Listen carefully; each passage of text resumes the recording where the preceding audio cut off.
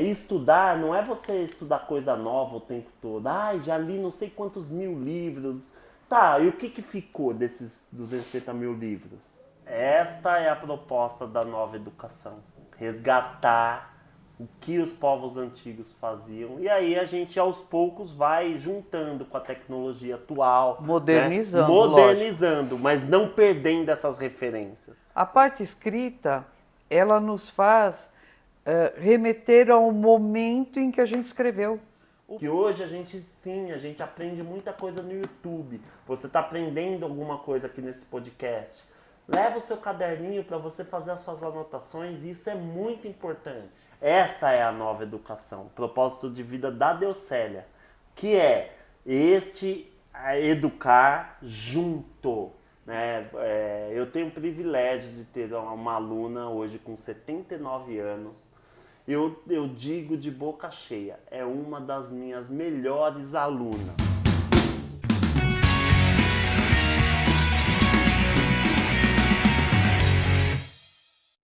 Olá!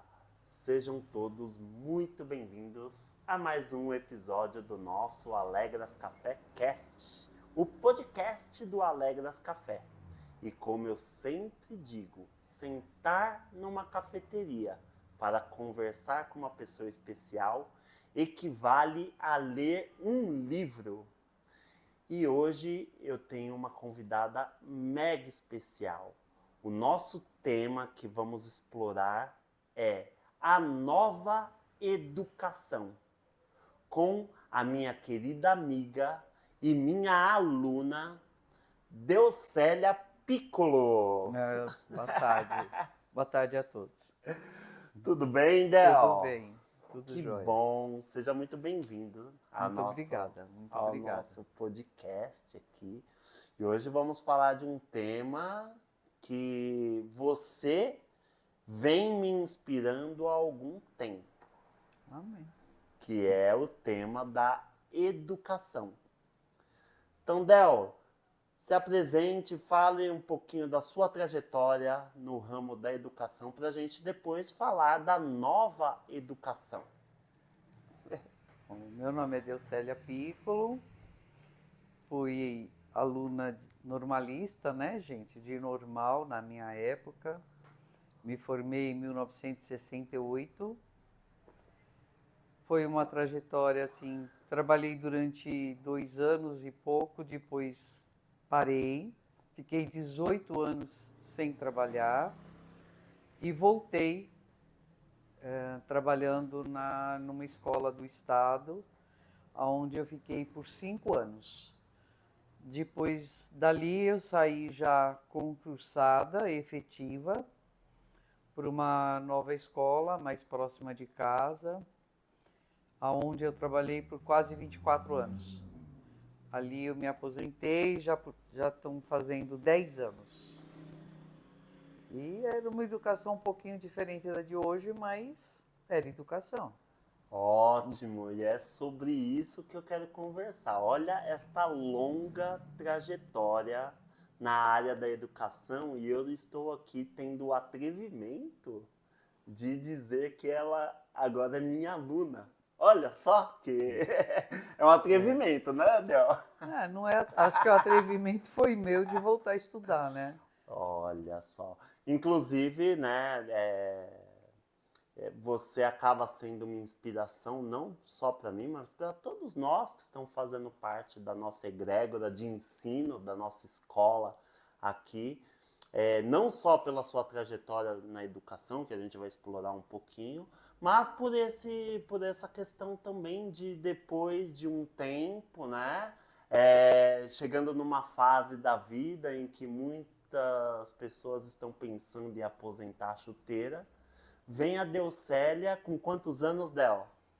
Quase 79. Aê, olha, 79 anos voltando a estudar. Claro que ela já é nossa aluna já há algum tempo. Desde Sim, quando, Del? 18, né?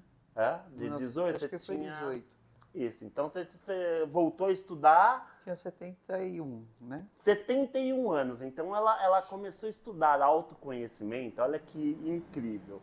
Ela começou a estudar autoconhecimento com 71 anos aqui com a gente e está agora com 79, né? Já desenvolveu muita coisa aqui com a gente, que a gente vai contar um pouquinho para vocês, né? E aí eu quero começar com isso, né, Del? Como que é, né, nessa fase da vida, essa decisão de estudar, né? Eu lembro que no seu próprio processo de autoconhecimento, esta foi uma questão, né? Você se aposentou, aí a coisa começou a ficar ruim, e aí o voltar a estudar que te trouxe de volta. Como que foi isso?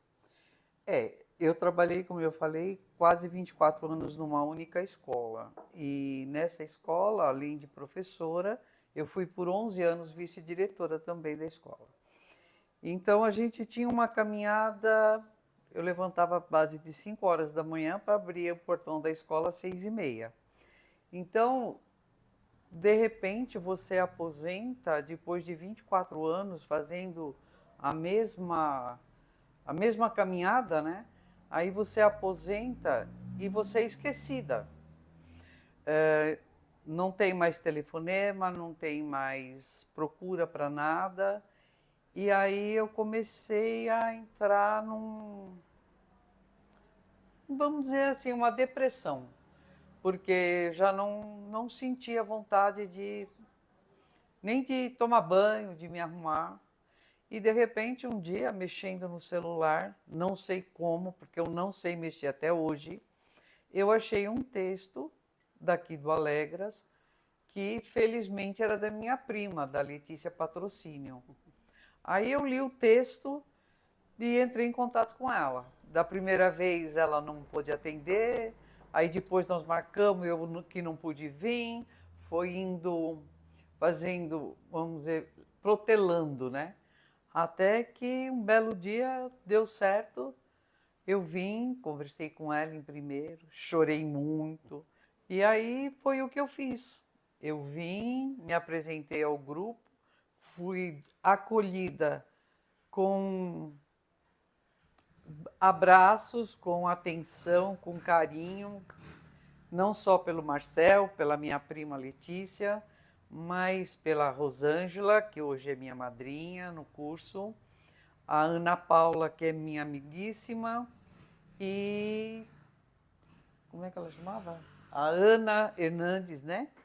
Que ela se formou e criou a família dela, está lá criando o filhinho dela.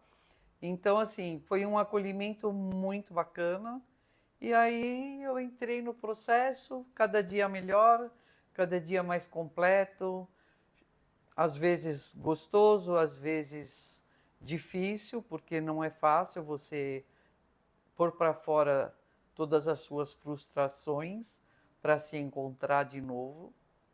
E foi tudo isso que foi acontecendo e foi muito bom. E fazer isso aos 71 anos de idade, aos né? 71 anos de idade. Olha, então isso acaba sendo uma inspiração para todos nós, né? A pessoa, claro, né? Você acaba chegando para uma questão emocional, né? E após esse processo, após o início das atividades, dos estudos, como que foi para você, né, querer continuar, né? Mesmo depois que você já se sente um pouco melhor, querer continuar a se estudar, como que é isso, Del? Olha, para mim é muito gratificante, porque a gente aqui na escola, a gente aprende a se conhecer e a se entender um pouquinho melhor. É lógico que a gente tem as falhas da gente, né? De vez em quando nem tudo dá certo, mas a gente vai se aprendendo a se entender. Eu acho que isso é muito importante. E a convivência, né, gente? O compartilhar de emoções, compartilhar de situações, festa, alegrias, tristeza de todos, né? Porque Aí a gente vai conhecendo os outros colegas, os outros alunos, e a gente vai se enganjando, né? Vai ficando gostoso a convivência. E eu posso dizer para vocês que, assim, eu sinto muito prazer em continuar no meio deles, aprendendo sempre, porque a educação é isso, né, gente? É um processo contínuo. Ela não para porque você se formou, porque você tirou diploma, não. Educação é contínua, é todos os dias. Você está sempre aprendendo alguma coisa. Então, falando de educação, né? Quando nós começamos a estudar o processo de autoconhecimento, a gente começa a identificar algumas coisas internas na gente que são realmente muito importantes, né? E no caso da Deucélia, nós identificamos logo de começo o educar como um potencial da sua alma, né? Como se a alma da Deucélia veio para desenvolver a educação. Então, como que é, Del, para você quando você teve este autoconhecimento, que claro que não era novo na sua vida, mas é diferente quando a gente coloca isso como um material de estudo a se debruçar e começar a estudar o que é isso que a sua alma quer. Então, eu acho assim que foi uma confirmação de tudo aquilo que eu tentei fazer durante a minha carreira de 32 anos como professora.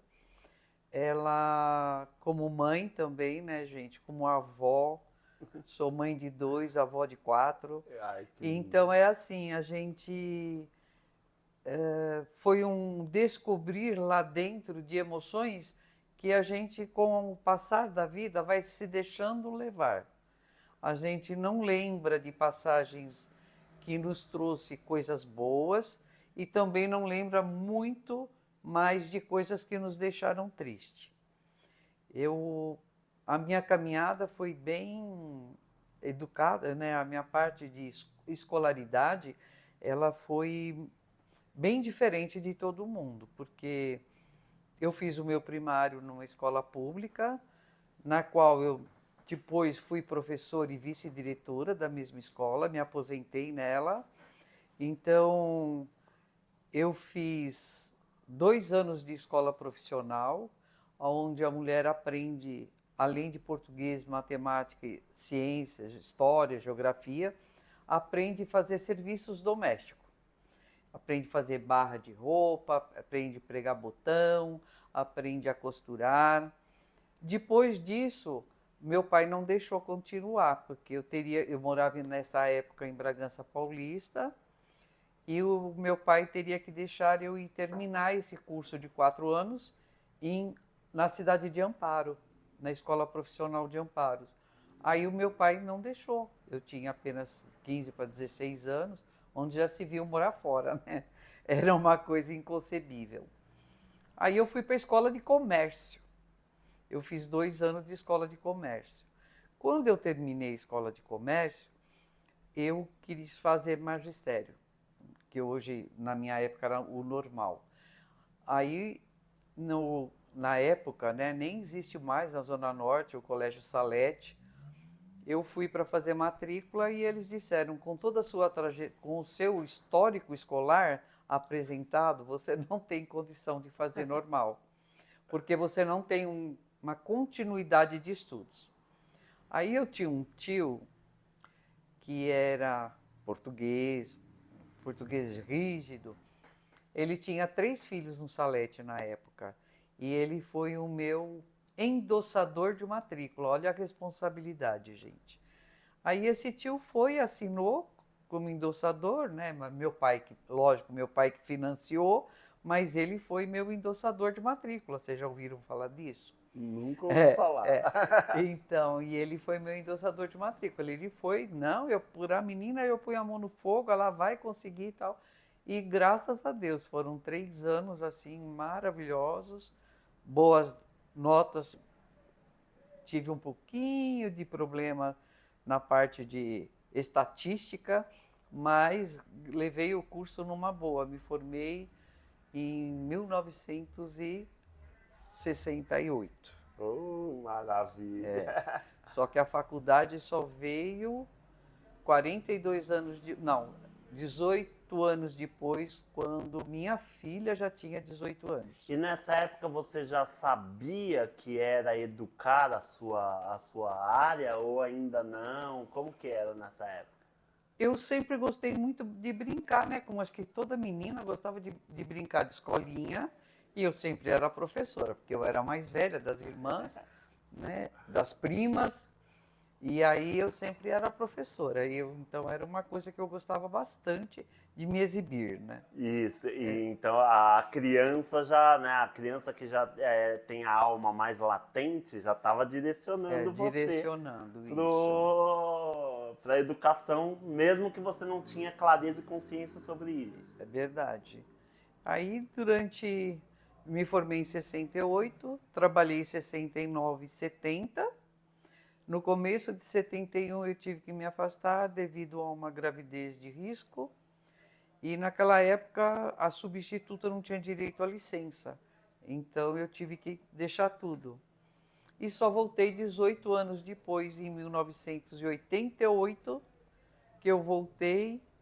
E aí a trajetória completou com mais 20 e poucos anos de serviço, completo. Em algum momento você teve dúvida se era a educação que você iria ser? Não, não. Pelo contrário, durante 18 anos que eu fiquei parada, a minha meta era sempre, um dia eu volto. Porque na época o marido achava que a mulher não devia trabalhar fora. Aí eu fiquei em casa, mas assim que eu tive a oportunidade, eu voltei.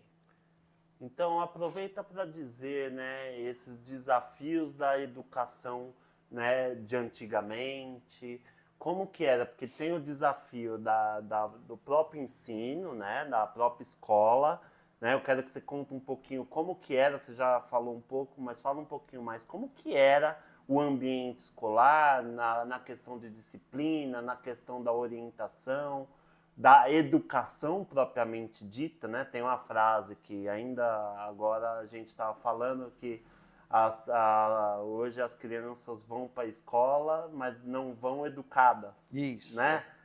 A gente estava falando um pouquinho disso. Fala um pouquinho disso, Del. Como que era nesta época a educação e esse desafio também, né? Porque é isso que eu queria dizer. Além do desafio dentro de sala de aula, tinha o desafio do contexto da pessoa, né? No caso, o pai, de repente, muito rígido, o marido que não deixa estudar, né? Conta um pouquinho dessa época para depois a gente fazer um gancho para a nova educação, né? Para a gente fazer uma reflexão sobre a educação atual. Então, pessoal, quando eu comecei a estudar, né, meu primeiro ano, eu fui aluna de uma escolinha.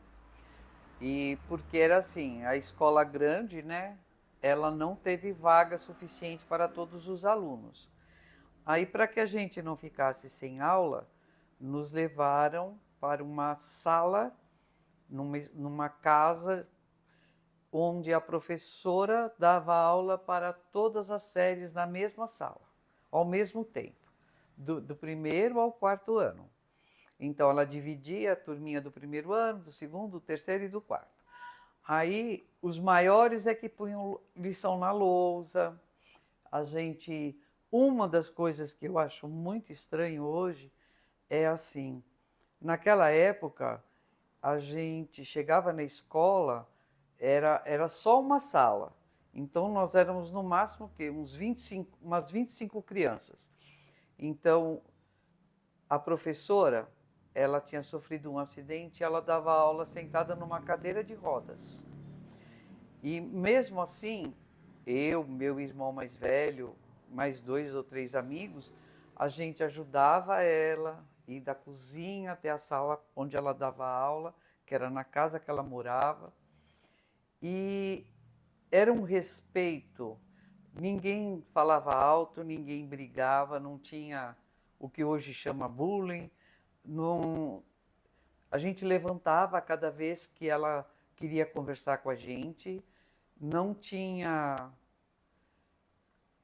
implicância, sabe? Assim, de um colega não gostar de ficar perto do outro. Lanche a gente levava de casa e era coletivo porque se eu gostasse da bolachinha da amiga, ela dava sem brigar.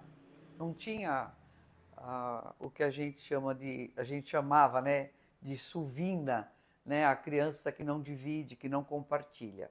Qual que Então, é o nome? sovina. Suvina. É. Essa é nova Então, para mim. então era assim, era uma coisa bem gostosa.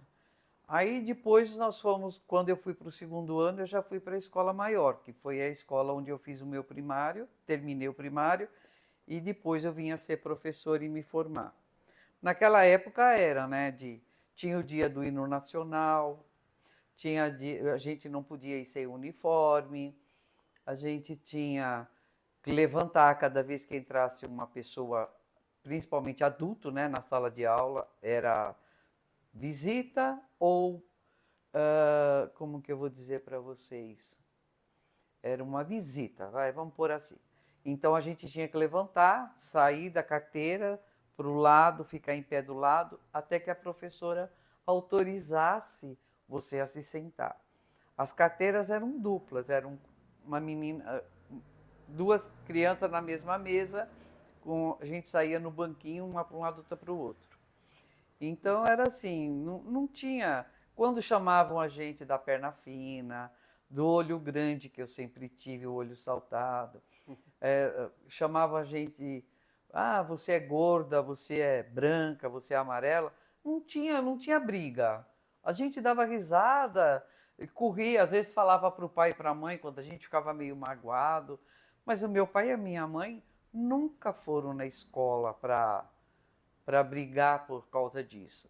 Eles foram, sim, em reuniões, para saber como que a gente estava, para ver como que meus irmãos, depois que foram para a mesma escola, como cada um estava nos estudos, mas não tinha a exigência de hoje, né?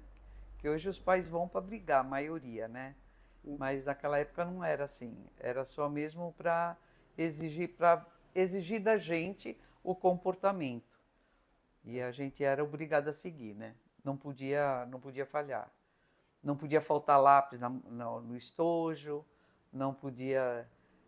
A bolsa era simples, mas estava todo o material ali dentro. Não tinha mochila de marca, era só sacolinha de pano. Maravilha. Então, Del, você destacou a questão, né, da disciplina, né, do respeito. Como que você avalia, né, até fazendo uma comparação com o que é hoje, o quanto esta disciplina e esse respeito ele influenciava na educação de uma forma geral? Olha, eu acho que para mim, né, já tem 10 anos que eu estou aposentada, mas para mim o respeito, a disciplina, ela é importantíssimo para o desenvolvimento da criança. A criança precisa entender que ela não é menosprezada porque ela é pequena, mas ela tem que entender que a família, o professor, é alguém que está ali para o benefício dela. Que ninguém está ali para atacá-la, ninguém está ali para judiar dela. A cobrança é uma forma da criança aprender a se disciplinar. Porque se não houver a cobrança, como que eu vou dar o meu potencial, vou desenvolver o meu potencial se ninguém está cobrando? Eu vou fazer o que foi pedido, mas eu não vou tentar explorar um pouco mais, ler um pouco mais, dar um pouco mais de mim, porque só eu vou responder aquilo que me foi pedido. E a gente, na época, quando era jovem, assim, éramos cobrados, sim. Por que fez só isso? Por que não desenvolveu mais?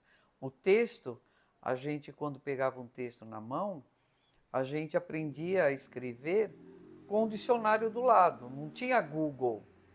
para fazer a lição para a gente, era a gente que tinha que desenvolver. E eu acho que isso é uma forma de você se respeitar, você dar mais de si para conseguir mais do outro que está do seu lado. Então, a criança que aprende a respeitar o adulto, ela está respeitando também a si mesma. Poxa, Del, esta parte eu acredito que eu posso acrescentar, porque eu também sou professor da área de educação e, né, eu venho de uma ou duas gerações depois de você como professora, né? E venho também carregando um pouco dessa bandeira. Não, a educação precisa, né, precisa se renovar, né? Porque eu acredito que tudo na vida precisa se renovar. Se a gente ficar, né, daqui a pouco a pessoa tá com lápis e uma folha, né, até hoje, e não usufruindo de repente do que a tecnologia pode oferecer e tal. Então eu trago essa bandeira da nova educação, mas o que você falou foi tão importante, porque eu acho que é aí o ponto que a gente começa a se perder um pouco, né? Que quando fala de disciplina e fala de cobrança, de exigência, né? Aí a gente começa a entender que isso é uma coisa antiga, né? Que é uma coisa ruim, antiga, e a gente passa a entender que a educação hoje precisa ser com mais, né, amorosidade, com mais afeto, com respeitando mais o aluno, mas é um respeitar no sentido de no sentido de que se eu estou cobrando ele, eu não estou respeitando ele. Então aí, eu acho que é aí que começa a ter uma confusão, né? Porque aí a gente vai vendo os educadores, tanto em sala de aula quanto em casa, que nós pais somos educadores, Sim. né? Então nós vamos vendo os educadores perdendo as referências e se perdendo. Ai, não vou dar bronca, não vou exigir, porque isso não é legal. E aí, quando você não toma essa postura, muitas vezes um pouco mais firme, a criança passa também não ter essa referência, né, do que ela deve fazer. Ela passa a acreditar que é natural que agora eu estou fazendo isso, mas daqui 5 minutos eu posso estar fazendo aquilo. E aí, na prática, ela não consegue dar continuidade a nada, né? Aí a gente vê essa epidemia do TDAH, que também é uma questão que também ela é social, né? Porque eu também não me educando para me concentrar em algo e, ir, né, ter o começo, meio e fim de uma atividade, e eu achando que é natural eu não terminar isso porque agora eu estou com vontade de fazer aquilo, eu também passo a não ter muitos parâmetros. E aí que tá o problema, começa a estar o problema, que eu acho que é um grande diferencial do que era a educação antiga, que tinha os lados, os pontos ruins, com certeza, mas essa parte que era boa, que você fala muito bem, né? Você chega, você respeita o professor. Além disso, você falou uma outra coisa que eu achei muito legal, que os próprios alunos, os mais velhos, ajudavam o professor a escrever na lousa, ou seja, desenvolvia também o senso de comunidade, Sim, né? de companheirismo. Comunidade, de companheirismo. E não vai ficando uma coisa que é só de responsabilidade do professor, do educador, e eles estão ali só para aprender e exigir, né? Porque daí você fala que daí os pais hoje eles vão para cobrar. Eles não estão participando de uma forma comunitária, no Não. sentido de que de que maneira que eu posso acrescentar para a educação como um todo, né? Eu passo só exigir. E aí o ponto que eu quero chegar é que nós vamos tendo... a última coisa que nós olhamos é exatamente para o aluno. Nós não olhamos mais para o aluno, nós olhamos para essa escola ela vai dar esse tema, essa matéria, né? Porque a outra escola também dá. Aí a gente começa a fazer uma comparação de ensino. E eu vejo pela minha filha, né, que eu acompanho muito ela nos estudos, aí você começa a dar conhecimentos gerais nas apostilas, tudo, mas tudo vai ficando de forma muito rasa, superficial. Por quê? Porque é muito conteúdo para pouca exigência. O que você acha disso, Delcélia? De repente a gente até diminuir um pouco essa obesidade de informação que a gente está tendo, mas voltar a ter um pouquinho mais de exigência. Ou seja, você precisa ter um entendimento legal disso em sala de aula, antes da gente avançar, alguma coisa assim. Porque o cobrar não é agredir. O cobrar é a criança aprender que tudo na vida dela vai ser sempre o que ela retornar, o que ela devolver, que ela vai conseguir alguma coisa a mais, na escola, depois é no trabalho, para tudo. Se você não se dedicar, não se aprofundar, você nunca vai sair do mesmíssimo. Então a escola, hoje, ela tem muita técnica, né? muito apostila, muito livro, que nem o Marcel está falando, mas eles esqueceram de que a criança ela tem que dar uma devolutiva. Não é agredir a criança, é fazer com que ela entenda que ela pode devolver alguma coisa. Então, quando a gente trabalha em sala de aula, a gente aprende a cobrar, às vezes, um pouco mais daquele aluno que a gente sabe que a família está presente, que a família faz a exigência. Não é exigência, você tem que fazer. Não. Olha, filho, o livro está aqui. Vamos fazer juntos? Vamos procurar desenvolver alguma coisa que você entendeu do que a gente está lendo? Será que as famílias estão fazendo isso? Até porque as famílias hoje, mãe, pai, trabalham e as crianças acabam ficando ou muito tempo na escola ou algum tempo com babá, ou com a empregada, ou com a avó, ou com a tia, né? Então, o que acontece? Tem que todo mundo estar falando a mesma língua. Tem que estar todo mundo unidos. Não posso eu, como mãe, falar para minha filha, vamos estudar um texto, se o pai chega e fala assim, coitadinha, já é 4 horas, deixa ela ir brincar.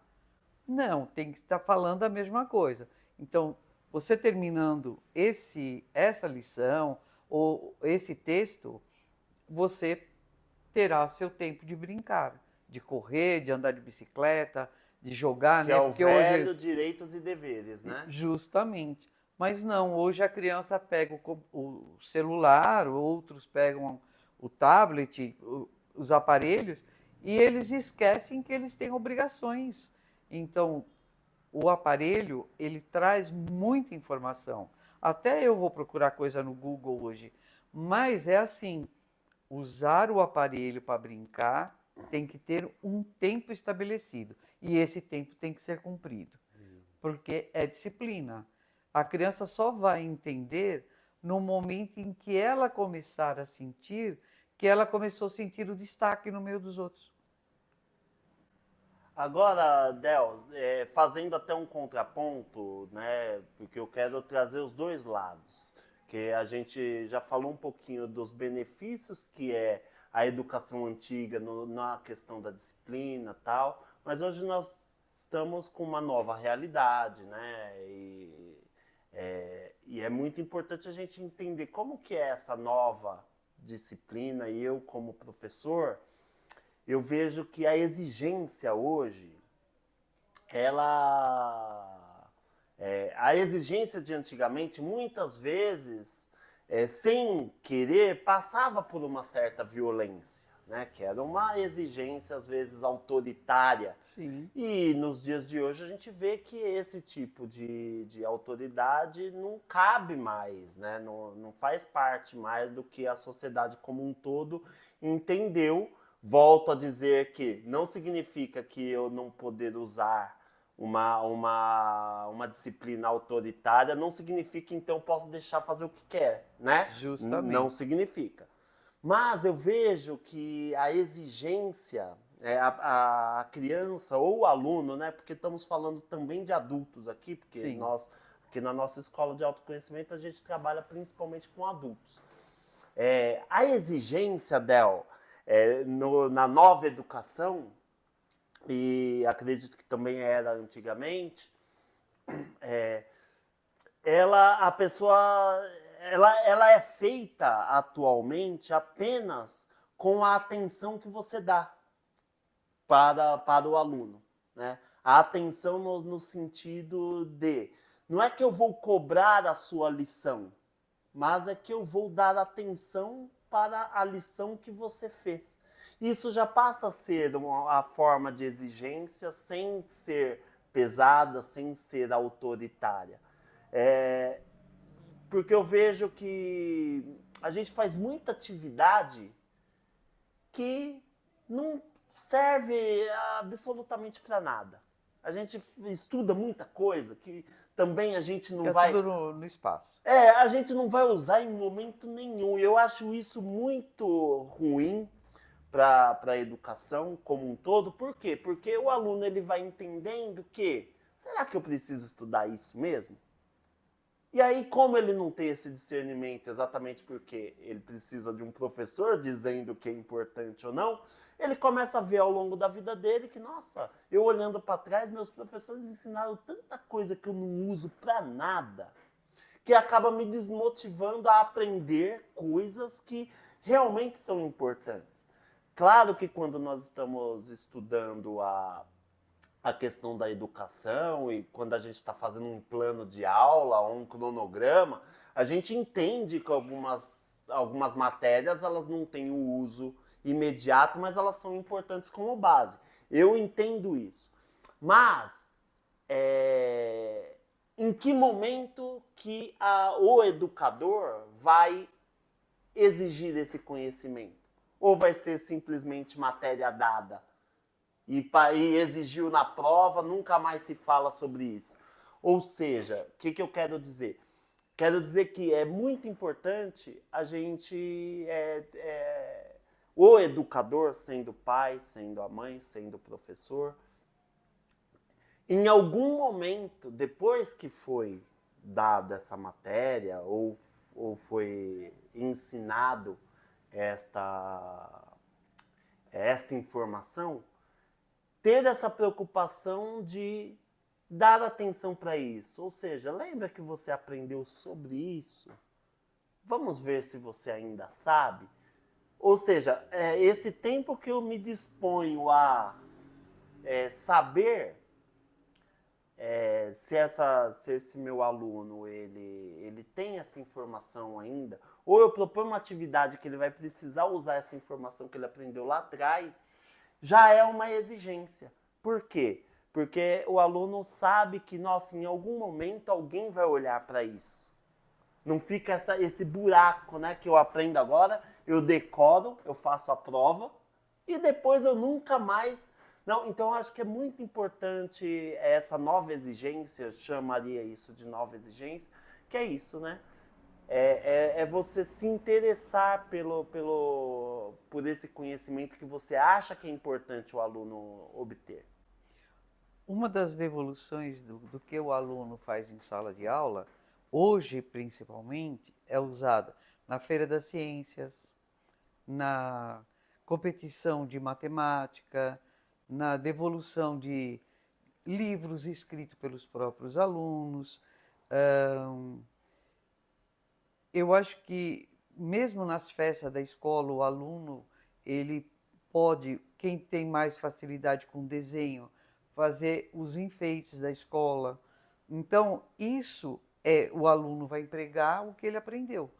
Feira de ciências, eu acho assim, tudo. Eu acho que, assim, eu tive poucas oportunidades, porque na minha época ainda não tinha. Mas nos últimos anos de trabalho, a gente já apresentava alguma coisa nesse Que sentido. já faz parte da nova educação, né? Faz parte da A nova educação. implementação da feira de ciências. Isso. A criança, ela faz, eu tenho visto, né, pelo meu neto mais novo, pelos netos mais novos, que a escola cobra deles o material que eles vão usar na feira de ciências, eles têm que montar, isso já é bastante importante. Qual é o material que você vai usar, que você precisaria usar para montar seu livro?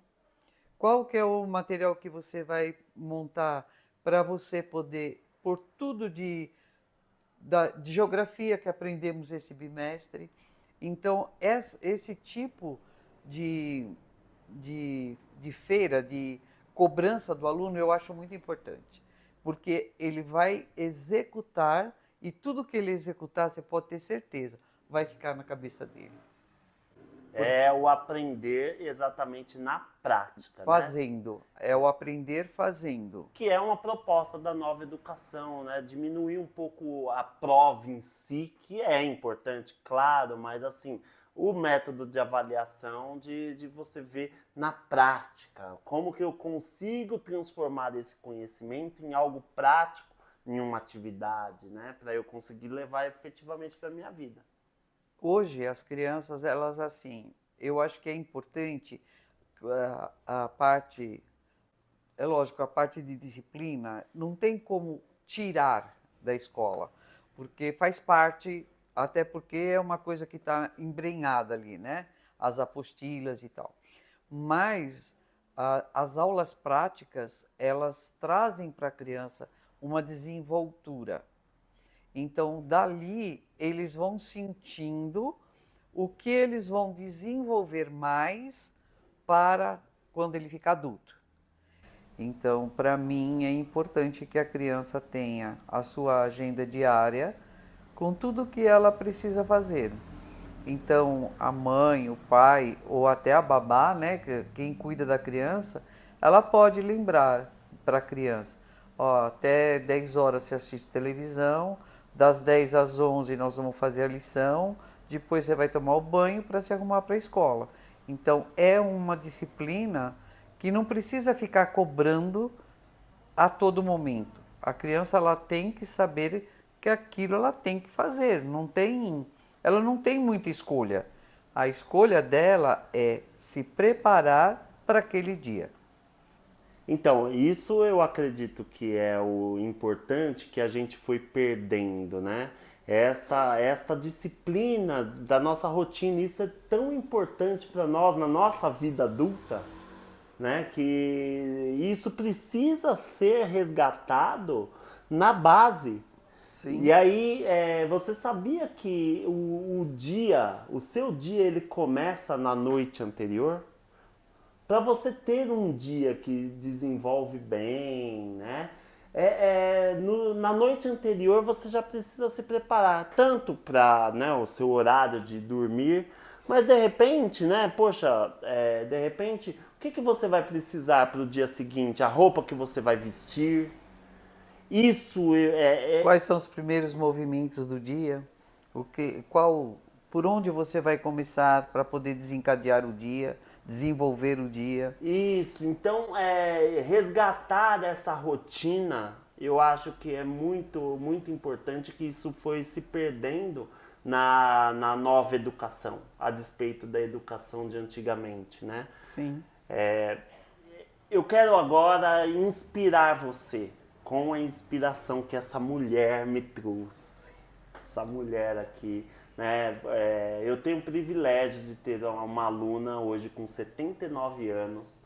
Eu digo de boca cheia, é uma das minhas melhores alunas. Obrigado. E não é rasgação de seda, porque nós estamos aqui no podcast, não. Eu vou provar para você que ela é uma das minhas melhores alunas, pegando esse gancho da prática que ela traz, até por ser uma pessoa que traz a educação mais tradicional e que tem, né, como a sua vocação, como o seu propósito de vida a educação, ela tem uma prática que eu quero mostrar para vocês e que eu acredito que a gente possa resgatar um pouquinho dessa prática. Que eu vou pegar aqui este, gente, olha que legal. Este aqui é apenas o material de estudos da Deucélia aqui na escola. Durante nossos cursos, durante nossas palestras, durante nossos workshops, durante nossas vivências. Por que eu falo e estou provando aqui que ela é uma das melhores alunas da escola? Porque toda aula, todo encontro que a gente tem, ela tá com o caderninho dela. E antes de abrir aqui, é isso que eu quero falar, né? Atualmente, né, a tecnologia trouxe, né, o celular com bloco de notas a qualquer momento, que você pega ali e anota. Você pode pesquisar ali na hora da aula, esses Sim. benefícios são tão legais, né? Às vezes a gente está com uma dúvida na aula que o professor muitas vezes não sabe, ou surgiu um assunto de debate. Não, deixa eu ver se isso procede. A gente não fica mais em dúvida, isso é muito legal. Só que, gente, esta nova prática de utilizar o celular para fazer uma pesquisa, para anotar durante a aula, teve um contraponto muito ruim e nocivo para a educação, que é, quando você abre seu celular, sempre vai ter uma notificação de algo extra, aula, fora de contexto, que vai chamar a sua atenção, né?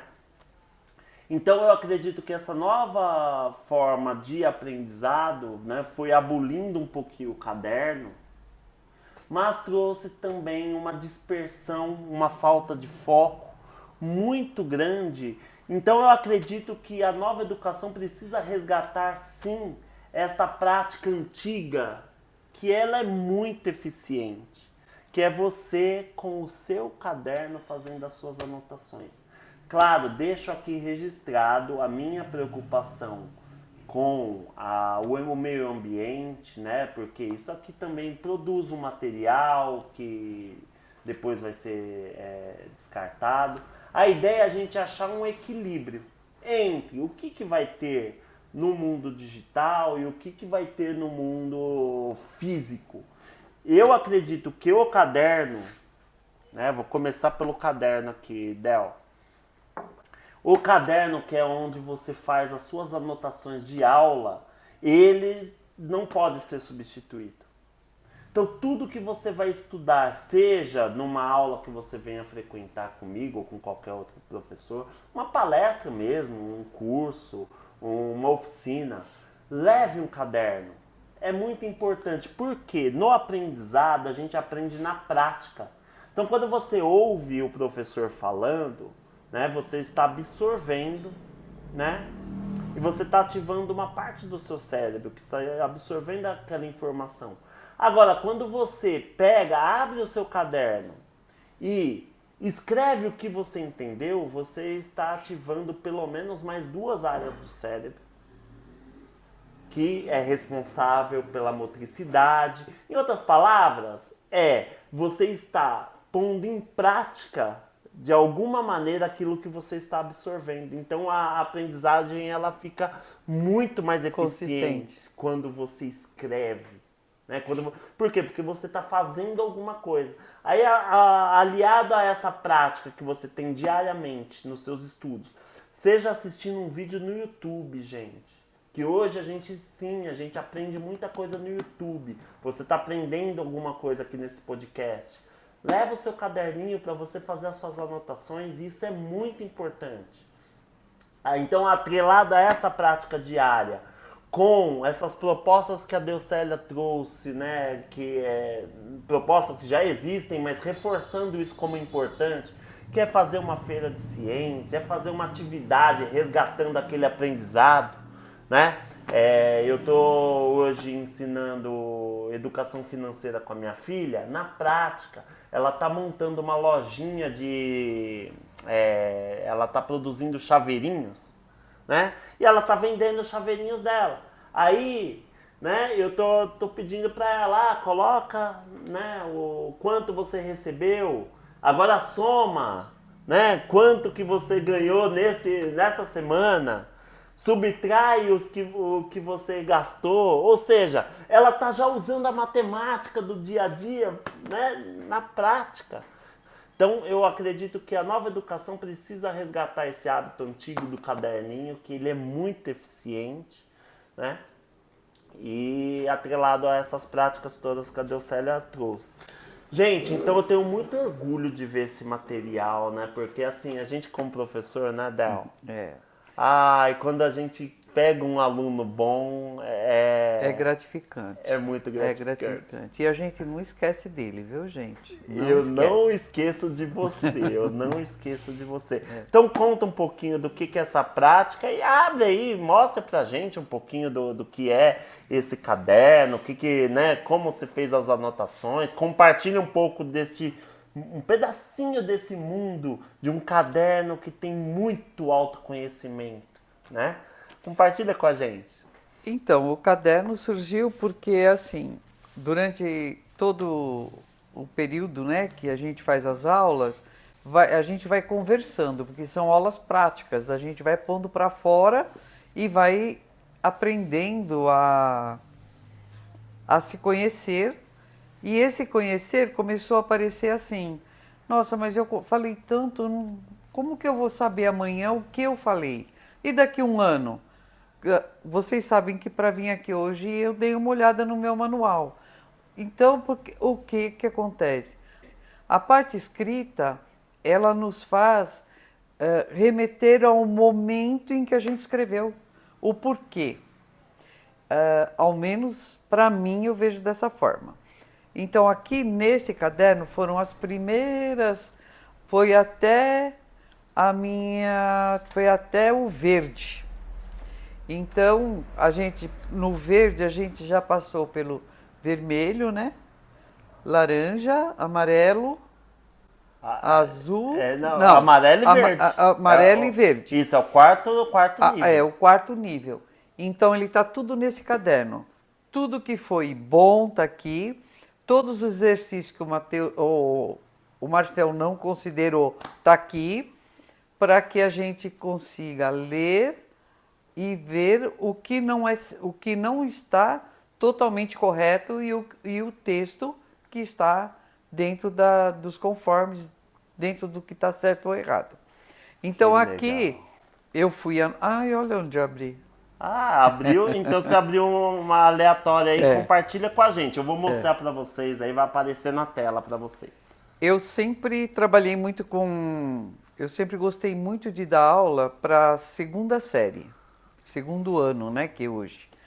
Então eu gostava de fazer introdução à criança ao texto. Para fazer introdução, a gente sempre usava um livro.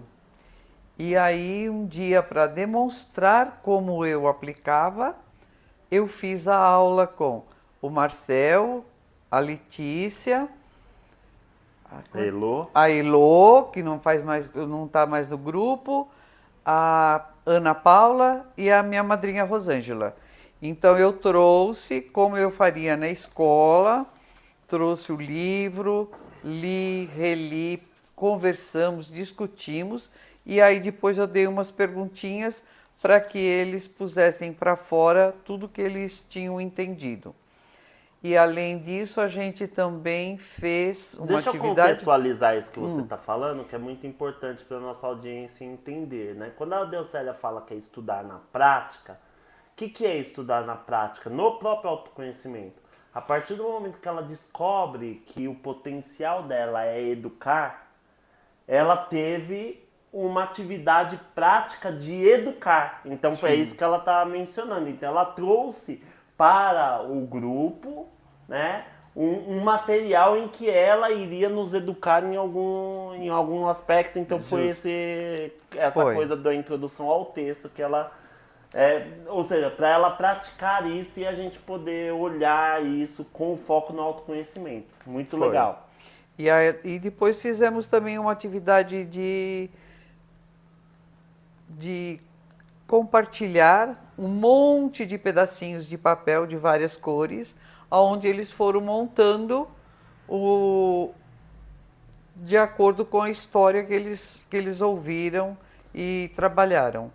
Então, a gente nessa atividade, você trabalha movimentos, você trabalha cores, você trabalha a dinâmica da criança participar, dela dar a opinião dela, se ela gostou ou não gostou, o que ela faria diferente, é uma das coisas, né?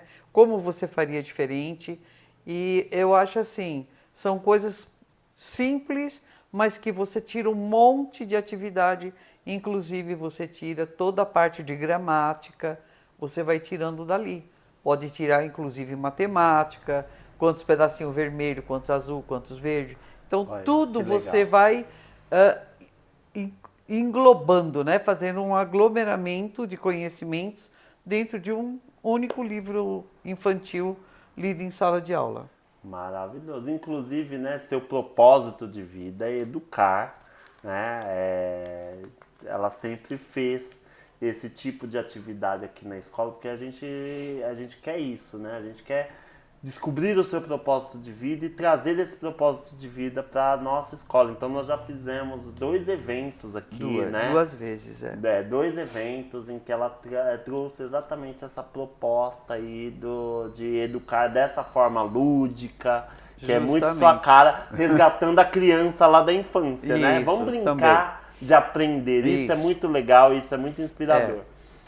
Essa inspiração eu tive do meu pai, que meu pai era uma pessoa que não tinha estudos, mas ele, com os esforços dele, ele chegou a tenente-coronel da Polícia Militar. E ele brincava muito com a gente usando dicionário, usando livro, e ele sorteava uma palavra, a gente tinha que procurar no dicionário. Então a gente aprendia a mexer, né?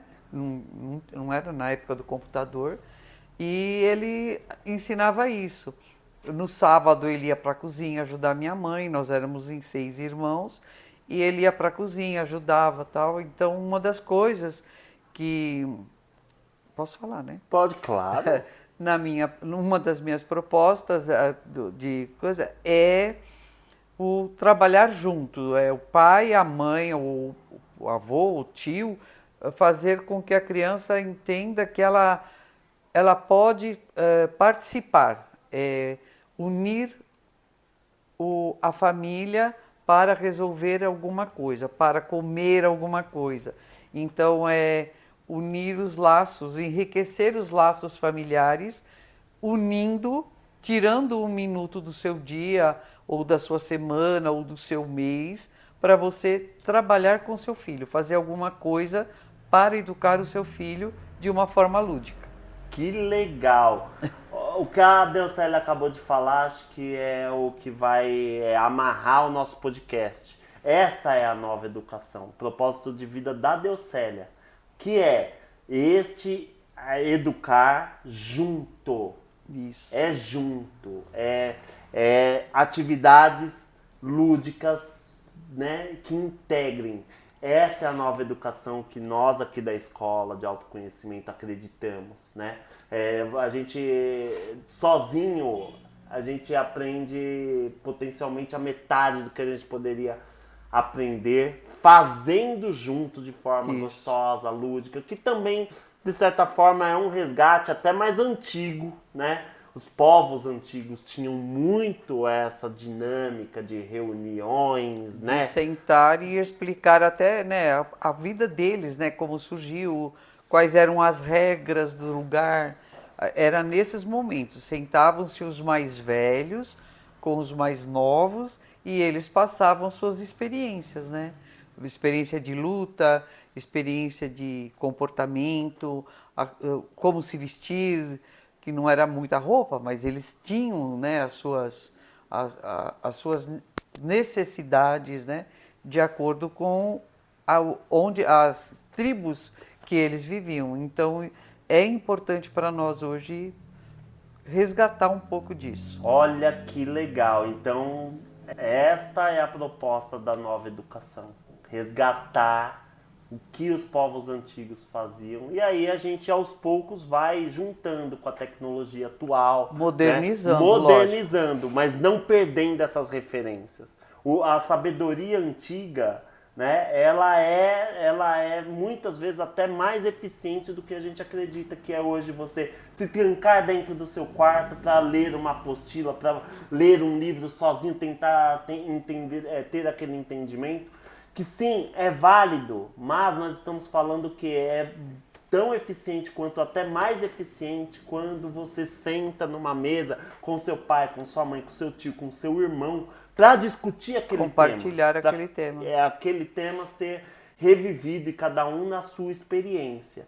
Isso é muito legal, acho que demos o recado já do podcast. Eu só não quero encerrar o podcast agora, porque eu quero pegar, eu quero beber um pouquinho mais dessa oportunidade, dessa fonte, né, que é a minha amiga aqui do meu lado.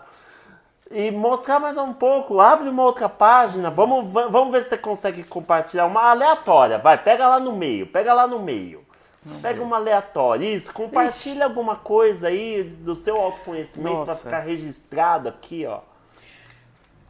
Nossa, eu abri numa atividade em que eu sofri bastante para fazer, viu, gente?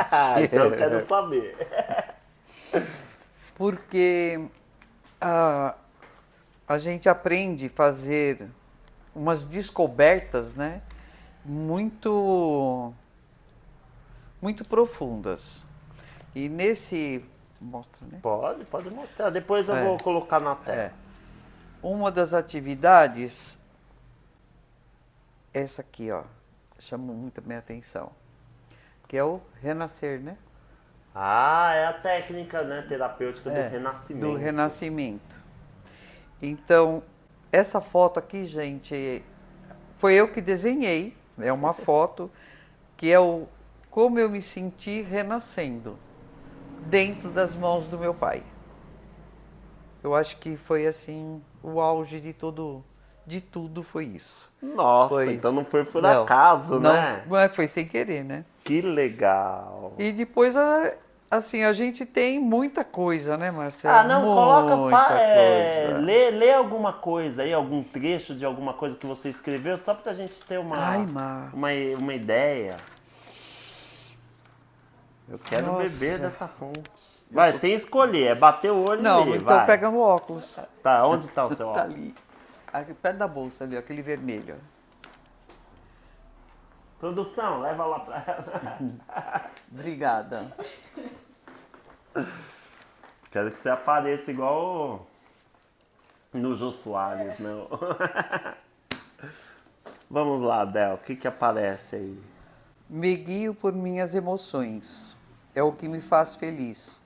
Estou em processo de autoconhecimento e a cada dia sinto uma sensibilidade, uma energia que me faz feliz e me deixa tranquila em minhas tomadas de decisões. Olha que coisa maravilhosa, né? E isso vai se tornando um guia, né, Del? Né? Você mencionou do manual, você leu o seu manual para vir para o podcast. Como que é isso, Del? Ler o manual. O que é esse manual? A nossa audiência talvez nem saiba. Aqui na escola a gente vai formando a cada ciclo, né? Cada ciclo. Cada ciclo a gente vai formando o que a gente conseguiu extrair de nós no autoconhecimento.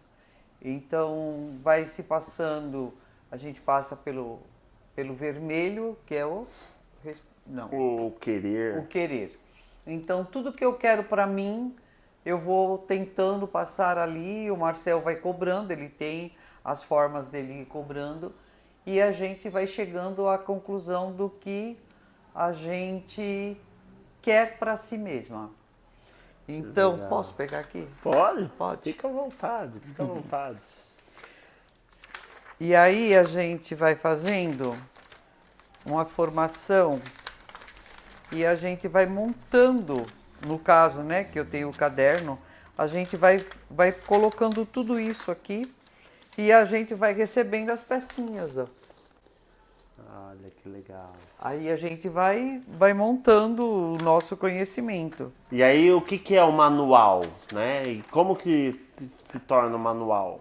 Ele se torna um manual porque, assim, ele tem todas as partes conclusivas do que a gente quer, do que a gente aprende a se respeitar, aprende a aceitar. E aí o manual vai deixando as partes principais para que a gente possa, no caso, como já fazia tempo, né, que eu não participava das aulas, você vai lendo aquilo e você vai recordando os pedacinhos que você foi estudando e vai chegando, vai voltando, né? Por isso que a parte escrita é importante. Você vai recordando aqueles momentos e trazendo as coisas para si. Inclusive, Então, até complementando no que eu disse da parte escrita, é isso, né? Quando você ouve aquilo, daqui a pouco você esquece. Depois que você escreveu, está documentado, né? Vira um documento. Vira um documento. Isso tudo é documento, gente. Ó, isso tudo é documento que você pode sim usar para material de estudos. E fica uma dica aqui, ó. Estudar não é você estudar coisa nova o tempo todo. Ai, já li não sei quantos mil livros. Tá, e o que ficou desses 250 mil livros? O que ficou? O importante é o que ficou, não é só a produtividade. Então, muitas vezes estudar é você rever, é você retomar, né, o mesmo ponto. Porque daí você vai olhar com outra ótica. Né? Você vai estar num novo momento de vida, você vai ter um entendimento diferente a cada vez que você retoma. Né? Então isso é importante, né, Del? Verdade. No manual a gente tem os pontos críticos e os pontos que quando você lê, você vai, não, isso aqui é verdade, eu vou continuar nessa linha porque é isso que está me levando para frente. E a Del, ela é muito visual, né? Então, além desse material escrito que ela fez, ela tem...